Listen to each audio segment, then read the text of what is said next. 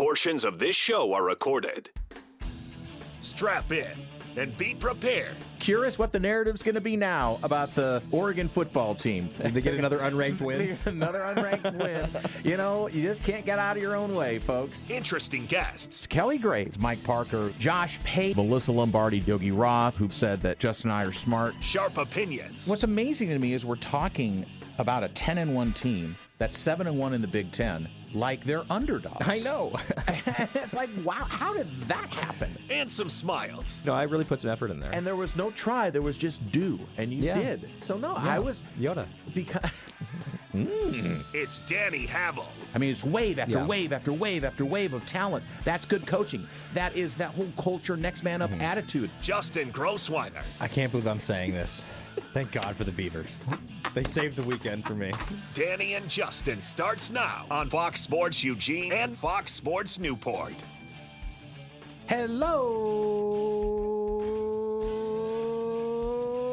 neighbors, and welcome high atop the Delta Triad, the Crystal Palace, the Fox Sports Eugene, Fox Sports Newport studios, our Bigfoot Beverages studios for a weekend eve. We can see the weekend peeking right around the corner. Just take a look. Just crack the door open just a little bit. It's out there. It's ready to come in. A terrific Friday coming up. But before that, we've got a loaded show again for you on the Danny and Justin radio program. We call it the fastest 60 minutes in sports. Our good friend Moose Langdon Tengwall is going to be here. We'll talk our first really nuts and bolts about JMU and Oregon in the college football opening round. That'll be taking place a week from Saturday at Autzen Stadium under the lights at 4:30 as the Dukes come traveling across the country to take on your Ducks. We will also discuss, well, a lot of basketball that's going to be going on this weekend. Baby J has picked some games for our bigger bets, our big bets. We're going to talk about those as well. So we've got the slate ready to go. All we need is you. If you follow us on Twitter and Blue Sky, Danny and Justin, or the podcast, Danny and Justin, the fastest 60 minutes, you can lock into us. And right here between 2 and 3 every weekday, Monday through Friday, unless we decide we don't want to do the show. Right over there is my tag team partner, Justin Grossweiner. We call him Baby J. What up, boy? Let's have some fun today, Danny. Not that we don't have fun every day. We have fun every day. But 2 days of Danny and Justin together until I go to Chicago for a week, which I'm really excited about. How's Grandma? She's doing okay. Okay. Yeah. Okay. Things are progressing. Good. So, I'm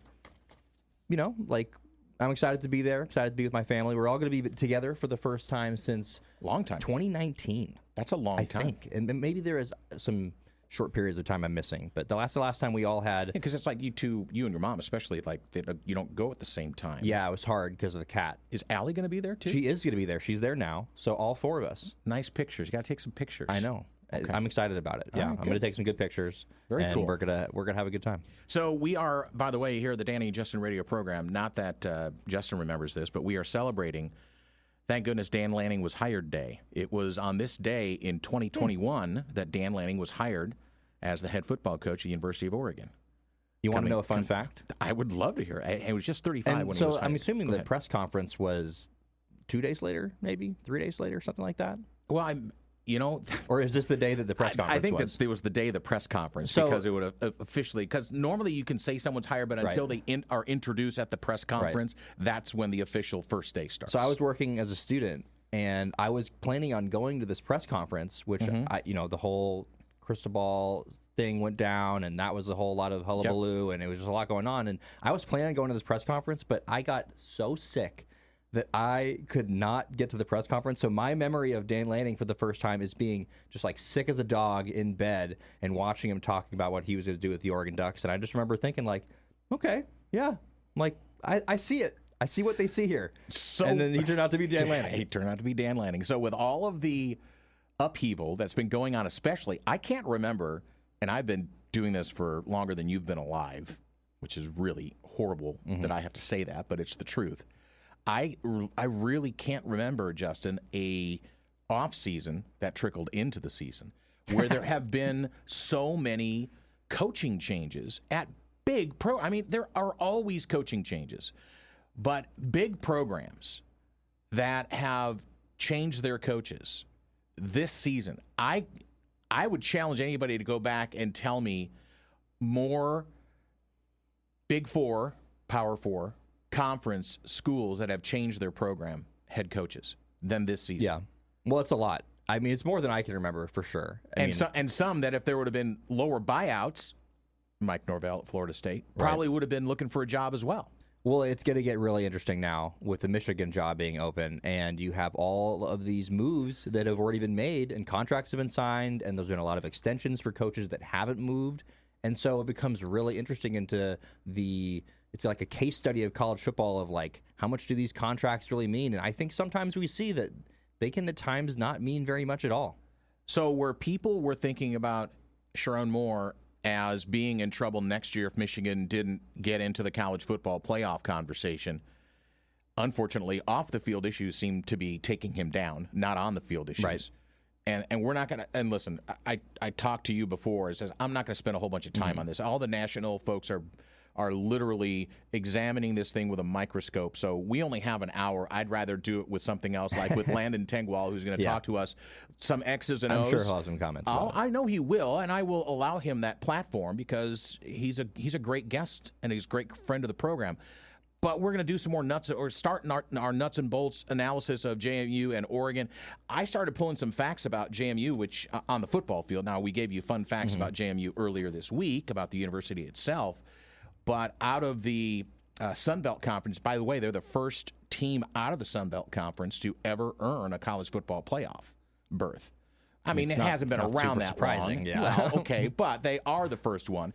And defensively, this is a pretty strong team, and they like to run the ball as well. So we'll hear from Langdon Tengwall. We call him Moose on the program. Obviously, he's a Penn State guy, former offensive lineman. He was on top of this coaching hire, and he could not be happier that they ended up with Iowa State's Matt Cambell. So we'll let him talk about the excitement in State College and what Matt Campbell's going to bring from the Big 12 over to the Big 10 and trying to further resurrect a Penn State program that is still looking for a national championship since Joe Pa was there.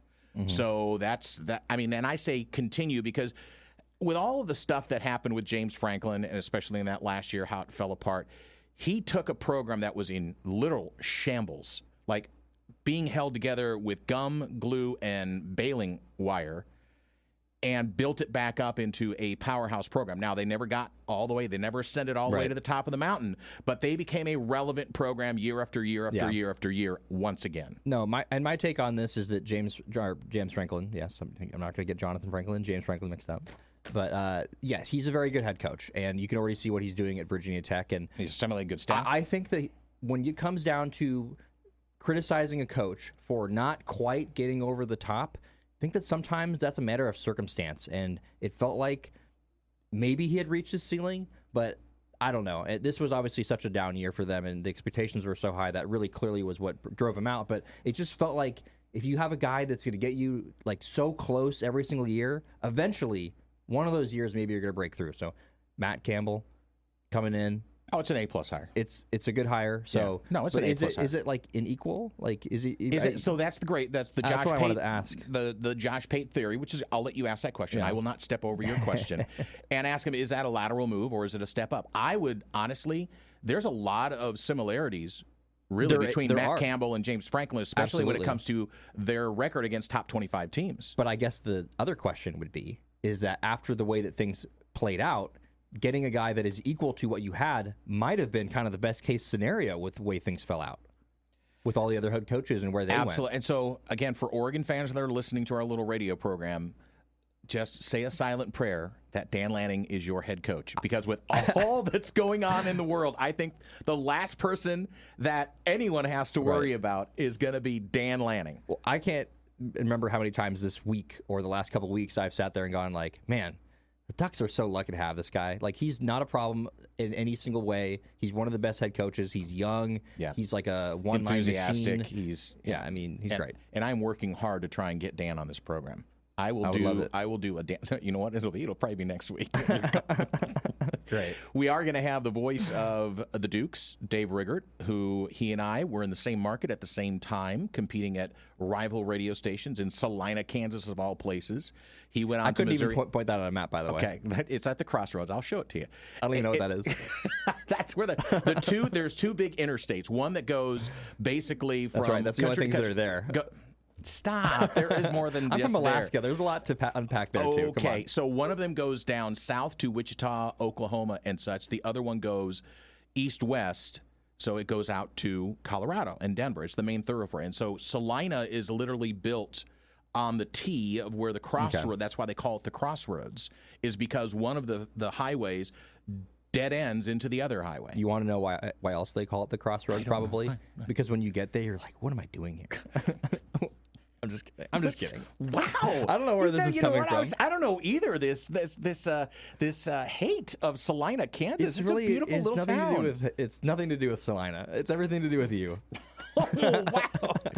The Danny and Justin radio program, soon to be just the Danny program here in a few days. We're going to have Goose in for a few days next week. I think I'm going to be on my own on Tuesday. Nobody wants to come in and guest host with me, so I guess I'll just do it on my own. Oh, it's fine. I've done it before. I'll do it again. You've had to do the show by yourself, so I'll just stock it with guests and we'll have some fun.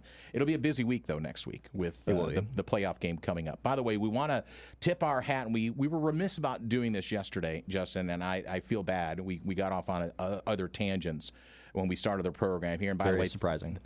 Yeah, shocking. Thanks for tuning in wherever you are. Fox Sports Eugene, Fox Sports Newport. Thanks for lending us your ears for the next hour. Again, if you miss our show and miss the interview coming up with Langdon Tengwall, I really encourage you to get to the podcast and go back and listen to the other interviews we had and have had on this program. I mean, yesterday with Angie Machado was great.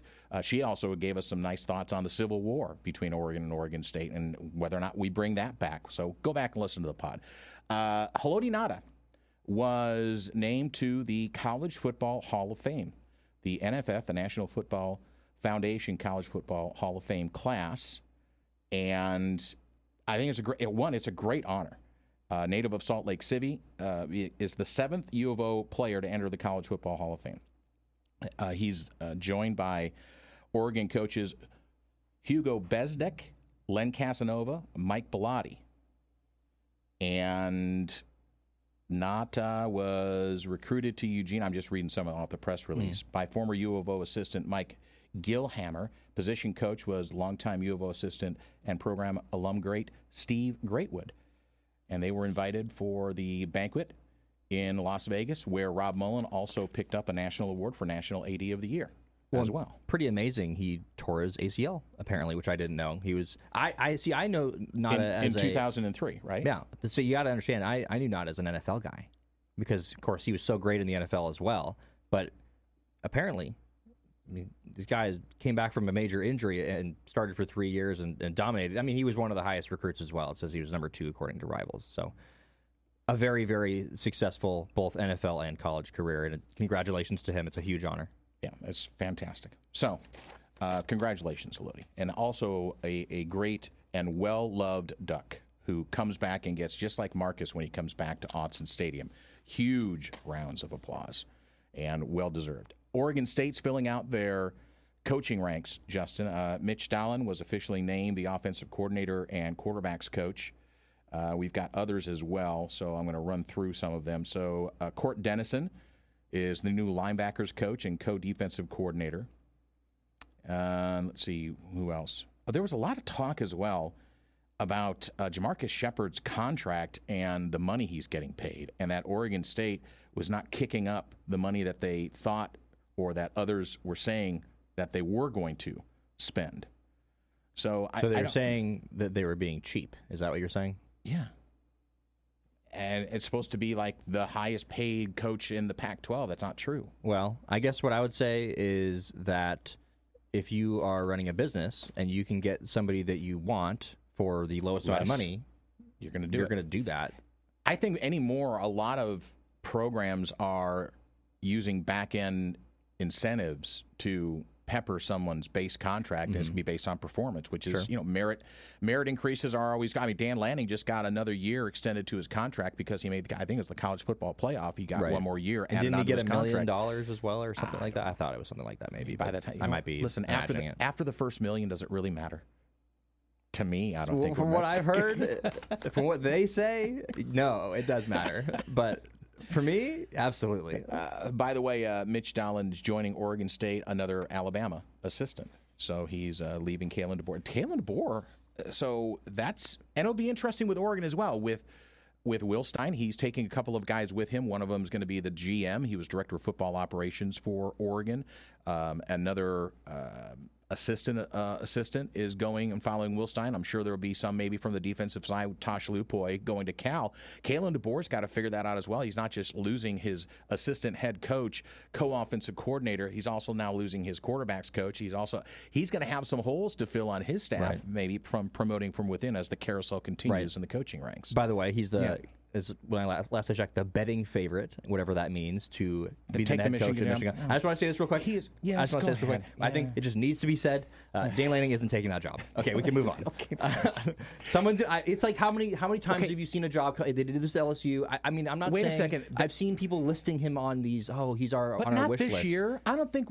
I saw, and not necessarily national writers, but fans and Dave Portnoy saying, Dan Lanning, I'd like him. Basically, it's like he's not leaving. Of course you'd like him. Exactly.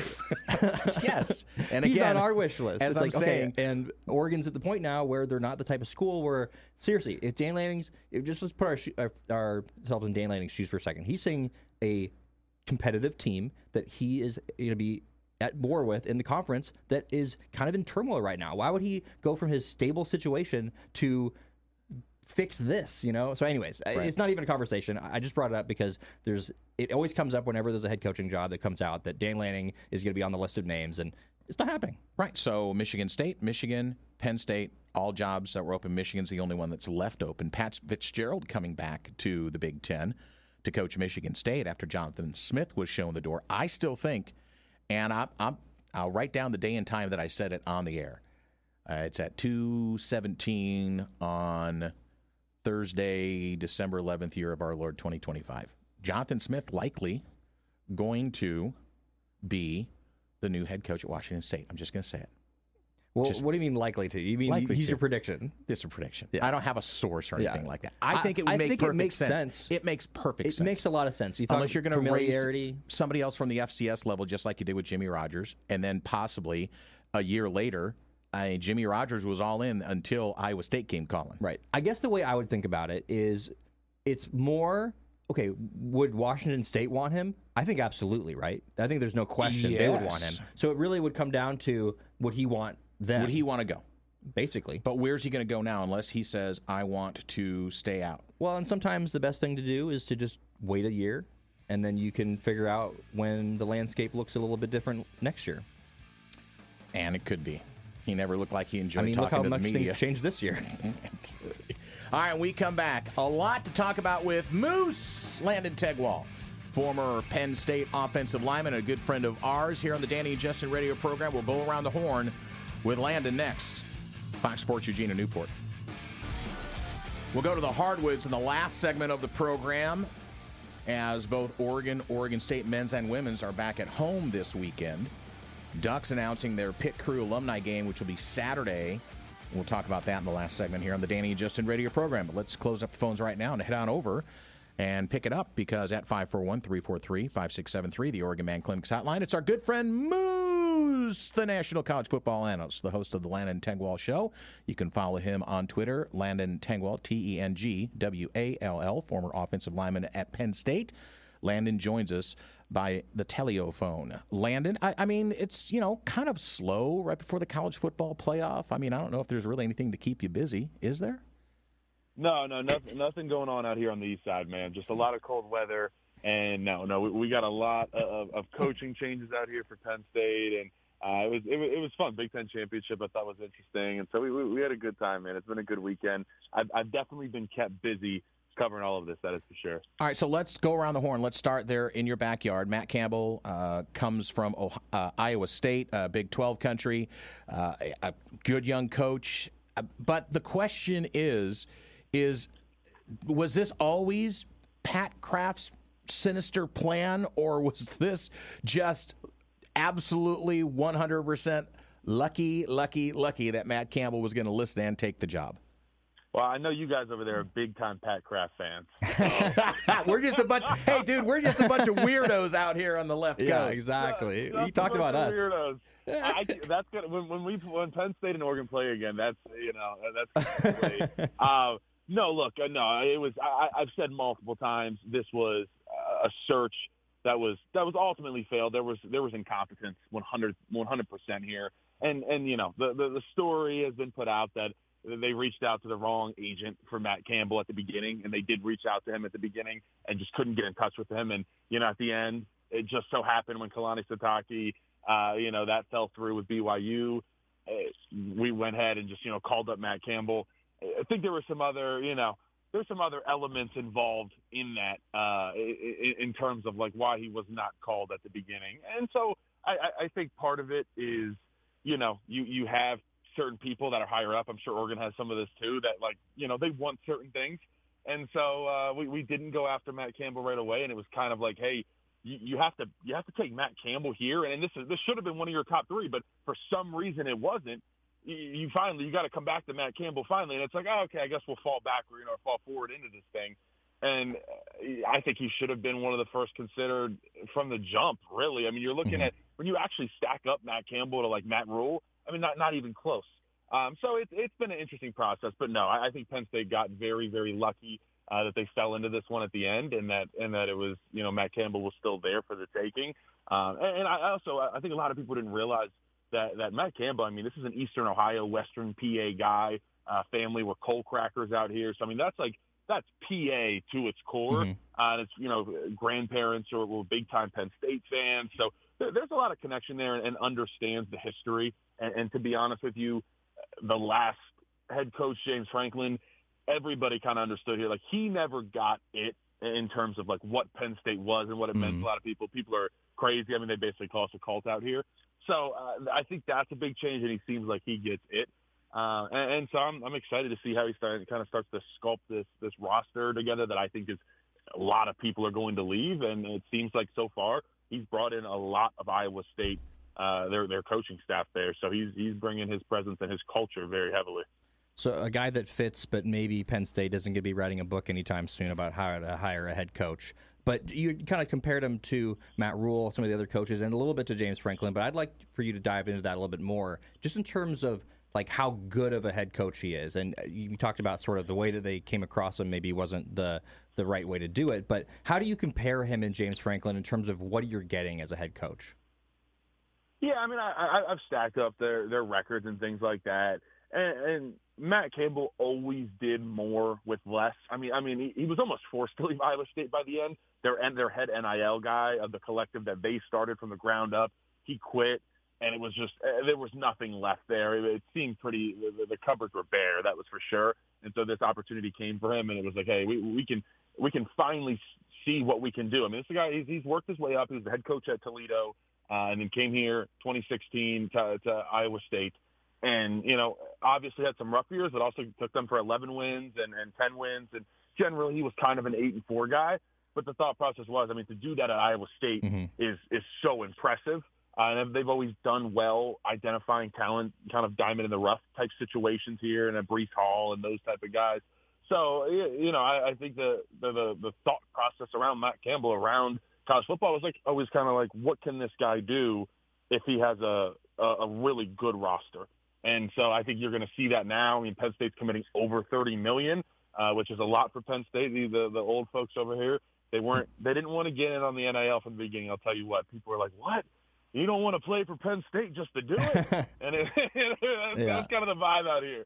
So it was a struggle, but you're getting full backing because people have seen what happens when you don't give full backing and really allow your team, when you have the ability to spend $30+ million, you needed to do it.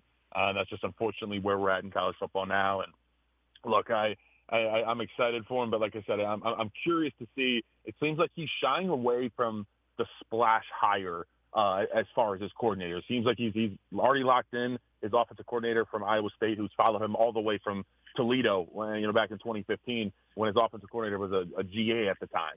And so he's brought him on as the offensive coordinator, and he's already brought John Heacock, his defensive coordinator. He hasn't been labeled the defensive coordinator, but it seems like that's the route it's going. And so he seems like he's bringing Iowa State out to Penn State, and we'll see how that fares.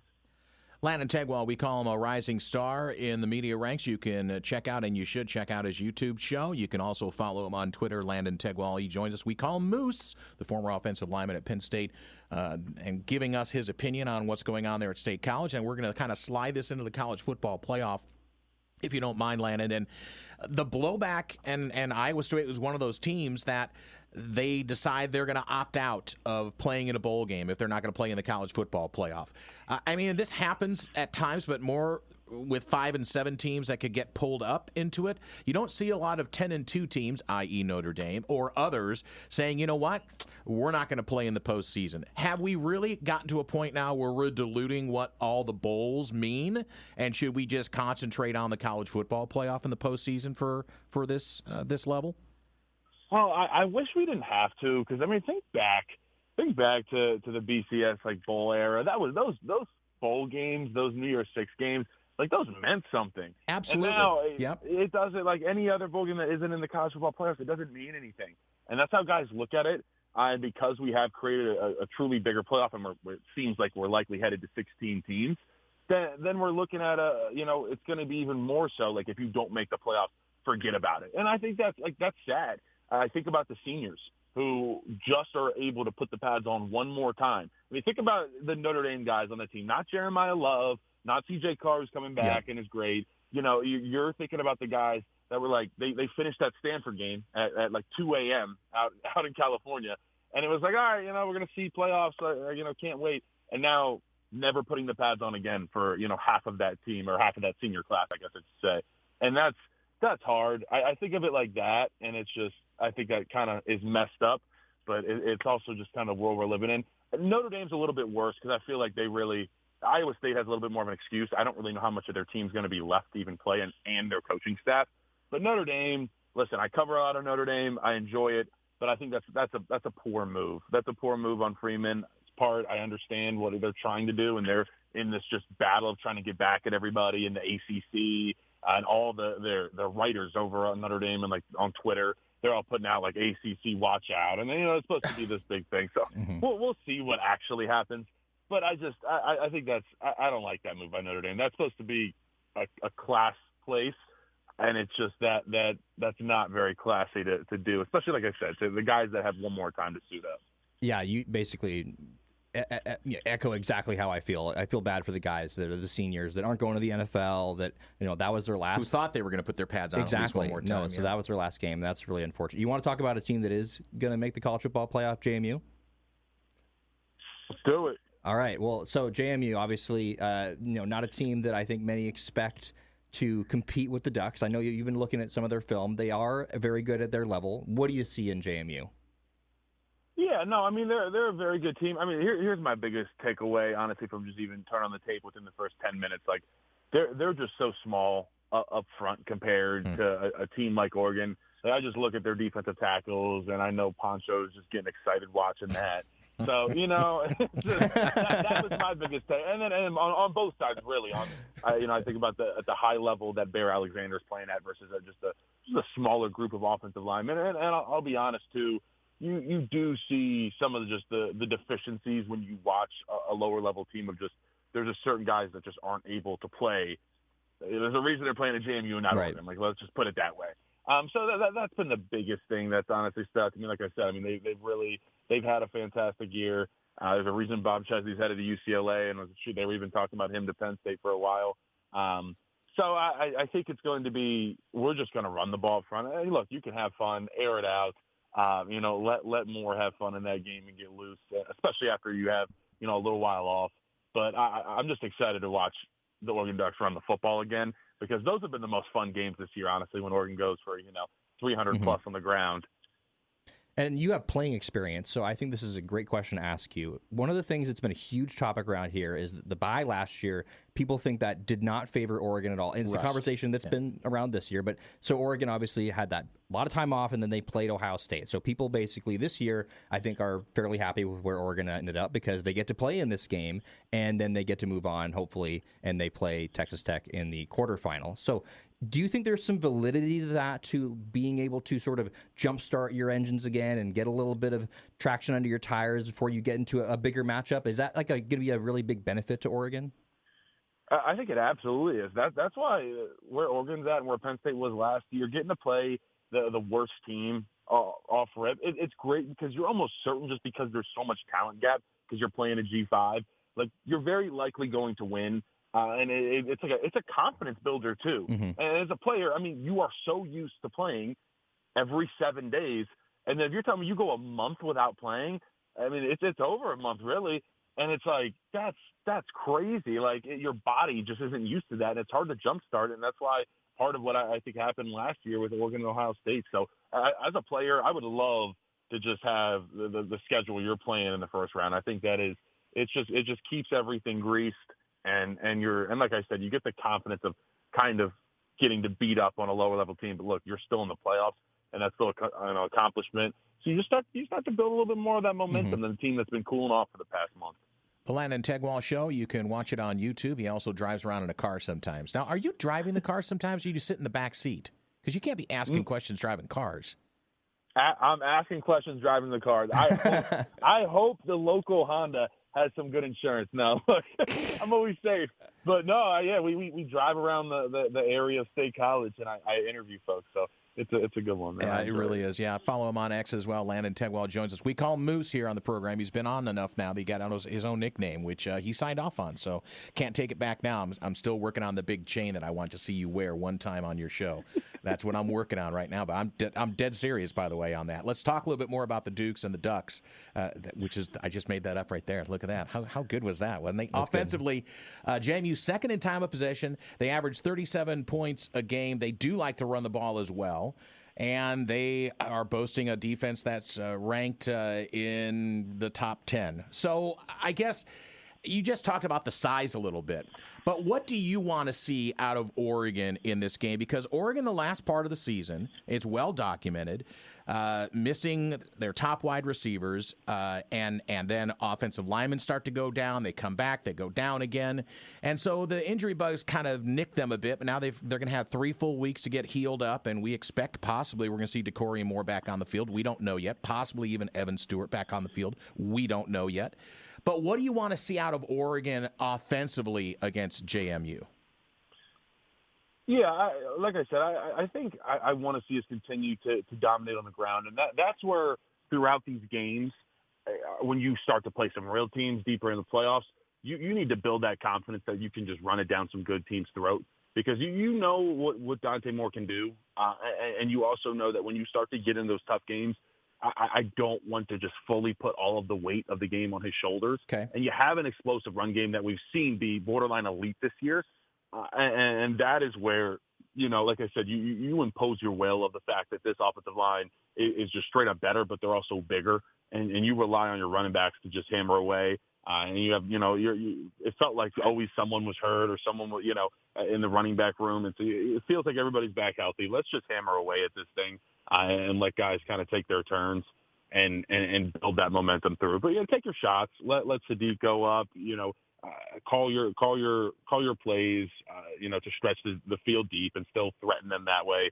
But that's what I want to see. You're talking to an offensive lineman here. I know. You're asking me, what do I want the offense to do? I want to see Poncho on a double team, and I want to see a man go 10 yards down the field and a pancake, and you're running into the end zone. That's what I want to see. In the media world, that's what we call a softball for you. That's a big old watermelon down the middle of the plate, buddy. So we don't expect the upset between James Madison and Oregon, but I do think it's interesting. We haven't seen in the college football playoff yet, and obviously the 12-team playoffs only in the second year. We haven't seen a big upset yet. You see any potential upsets here in this first round? That Tulane game sneaky? No, the answer is no. I don't know. No, the answer is no. I think when you're on and there hasn't been that much time off and you're just playing a team that is that much better than you, I don't know. I think it's going to be hard for those to happen. And, you've had in New York 6 Bowls, you've had G5 teams win, over the years for sure. But sometimes that came with, guys opting out of the game and things like that. And so I don't see it. I don't see it at all. I mean, we got some games I'm definitely excited for as we move past which one? round one. But listen, it's ridiculous. As much as I agree that Miami should be in over Notre Dame, I don't think that Notre Dame should have been out. I don't think Alabama should have got that spot. Yep. I'm sorry. I think it's total BS.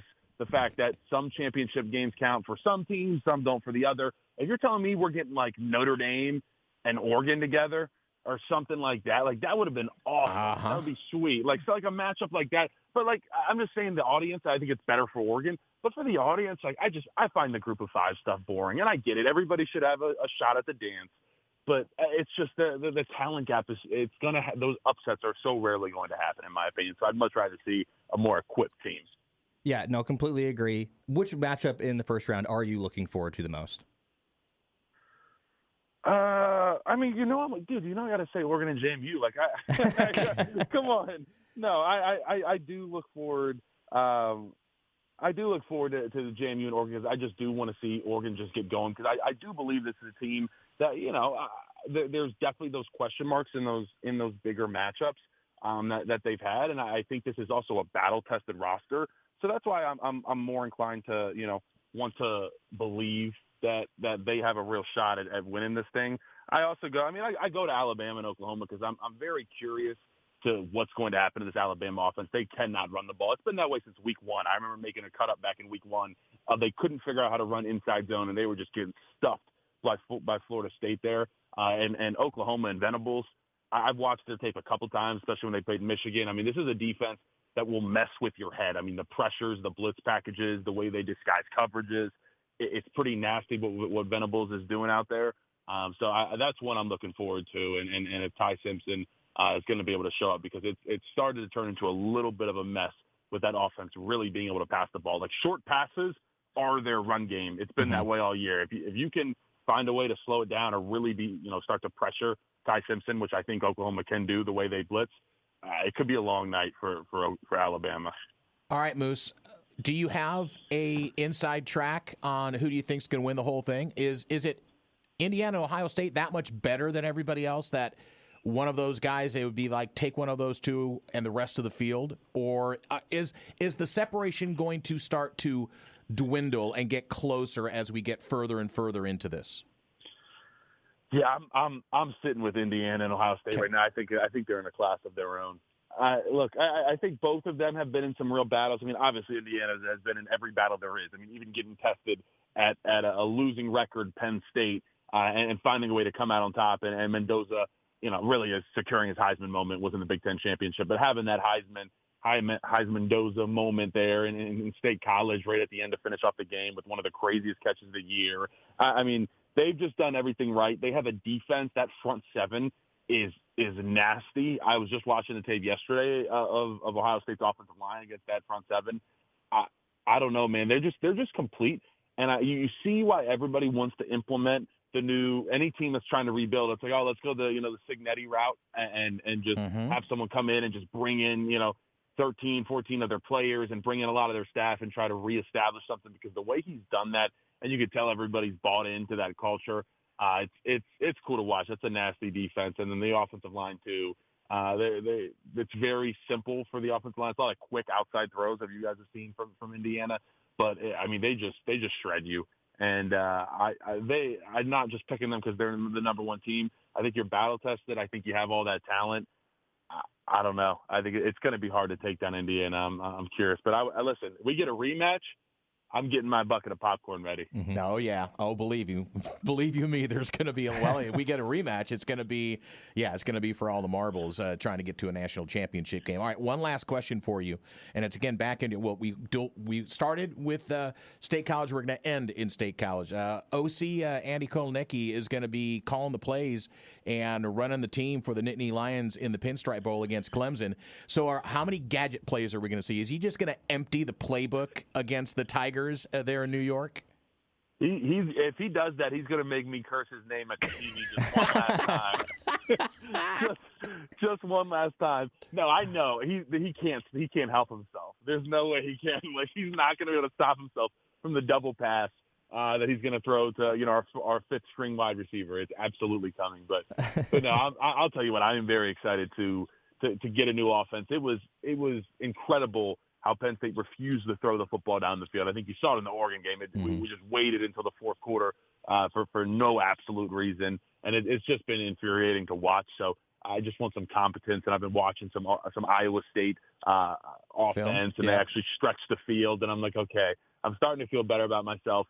I was starting to go a little crazy. I mean, mind you, I also played for Kotelnicki, and it's just sometimes too much creativity is just a little too much. So keep it simple. And I think that's kind of where Penn State's headed, but we'll see how they fare in the Pinstripe Bowl. Clemson versus Penn State, gentlemen. I mean, we're talking college football playoffs. Beginning of the year. Dang right, I know. Man. That was, How about that? 2 of the top 25, 2 of the top 15. We don't know anything anymore. Yeah, we don't. Well, because you should have come back and listen in August when I was raving about the polls and ranting about how we shouldn't even rank anybody until you get in the middle of October.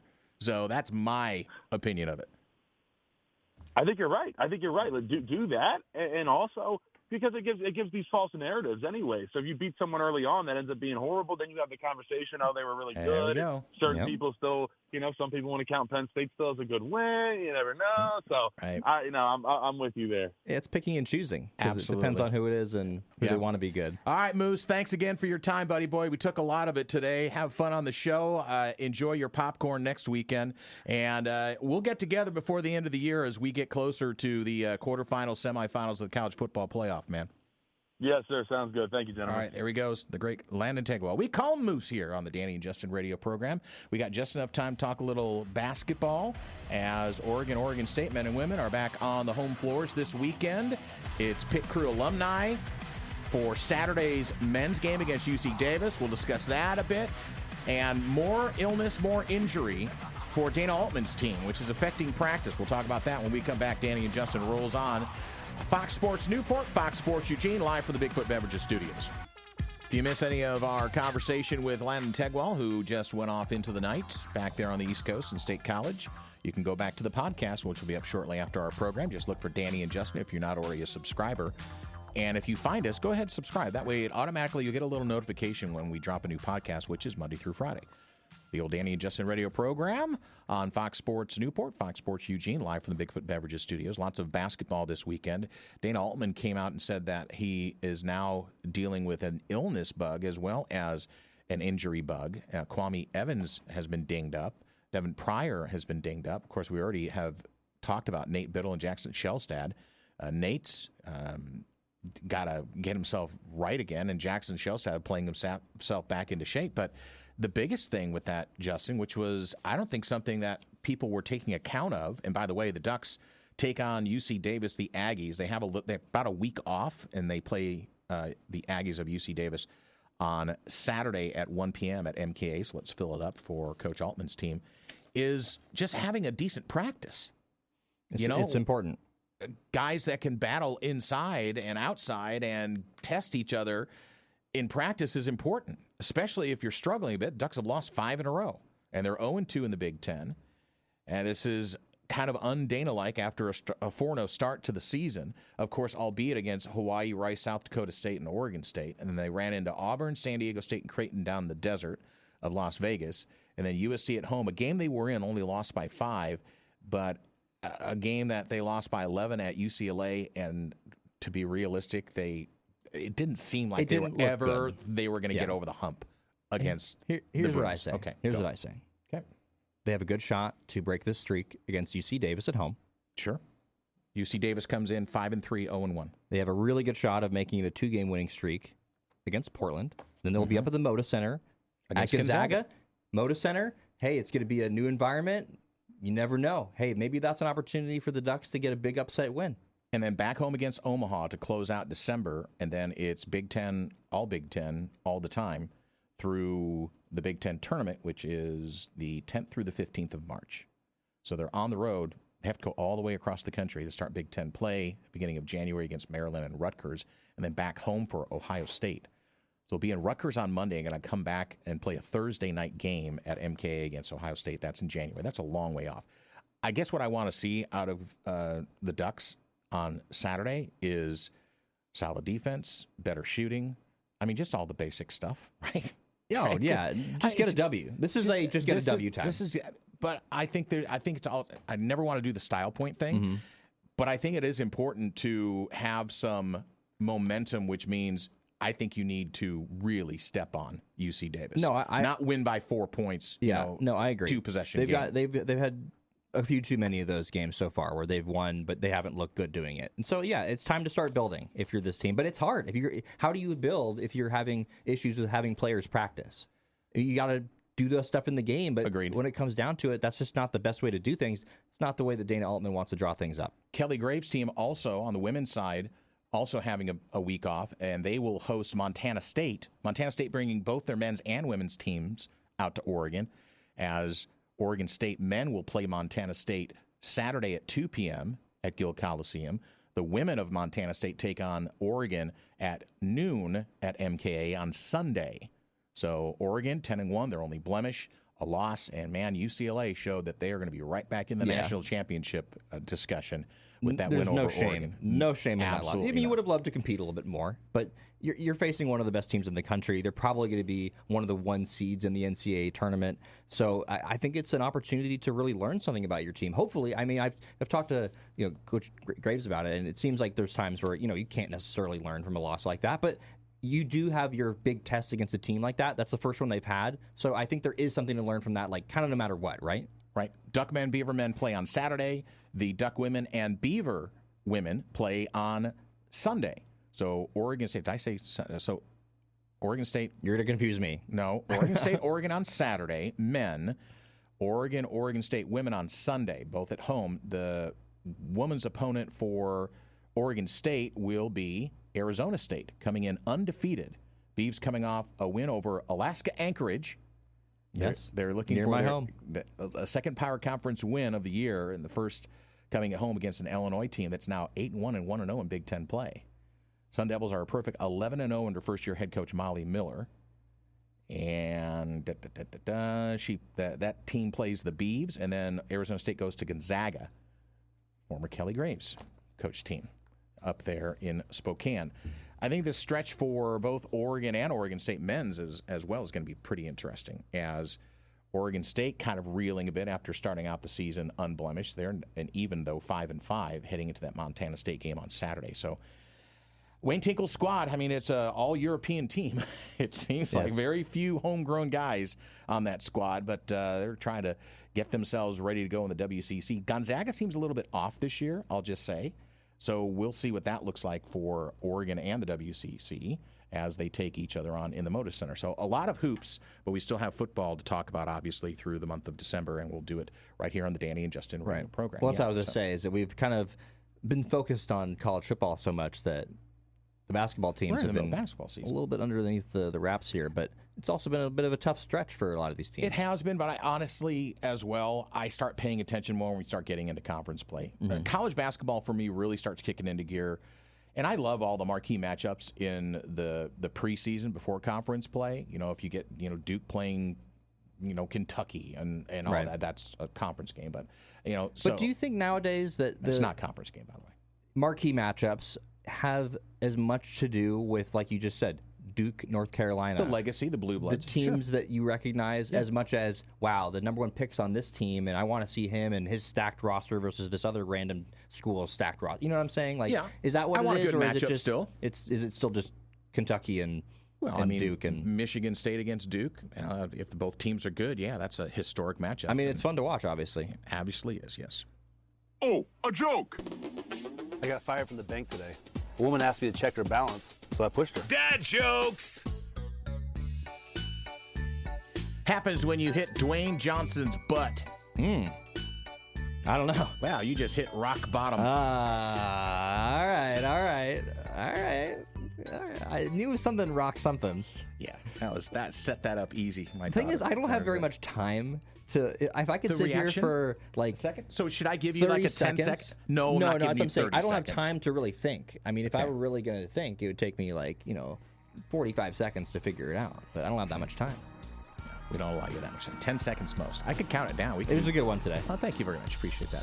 On the program tomorrow, hey, it's Big Bets. Go to Bigger Bets on Twitter. We'll be posting the games. We're going to sprinkle in some NFL since we don't have enough college games with the parameters that we put on Big Bets from Coquel Casino. Your chance to win a 2-night stay and $100 on your player's card. For Baby J, I'm Danny. Thanks to Langdon Tengwall again for joining us on the program. God bless. Put a smile on your face, someone else's. They deserve it. So do you. Peace.